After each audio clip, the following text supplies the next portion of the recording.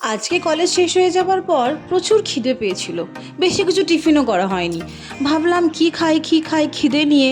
আর হাতে বেশি টাকাও নেই, ছিল মোটে 50 টাকা। তাই সেই উদ্দেশ্যে বেরিয়ে পড়লাম টোটো নিয়ে। আস্তে আস্তে রাস্তা দিয়ে যেতে যেতে মনে পড়লো, বাহ কি সুন্দর মেঘ করেছে।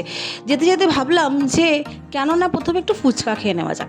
এই কেরানিতলার এই কাকুর কাছে কিন্তু ফুচকা আমি চিরকাল খাই। উনি কিন্তু দারুণ ফুচকা বানান। আপনারা কে কে এখানে খেয়েছেন অবশ্যই জানাবেন।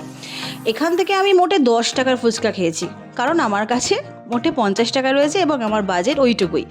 10 টাকা ফুচকা খাওয়ার পর রয়েছে 40 টাকা। সেই উদ্দেশ্যে ভাবলাম কোথায় যাই, একটু হেঁটে হেঁটে সুইমিং পুলের দিকে এগোলাম। ভাবলাম একটু মোমো খাবো।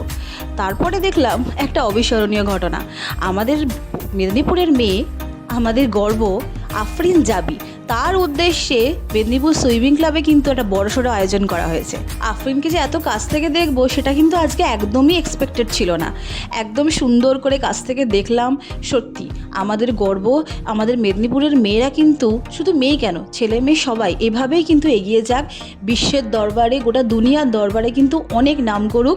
এই ভালোবাসার এবং এই এক্সপেকটেশন নিয়ে আমি পরের দোকানে চলে গেলাম, যেখানে ছিল একটা ভুট্টা নিল আমার 20 টাকা।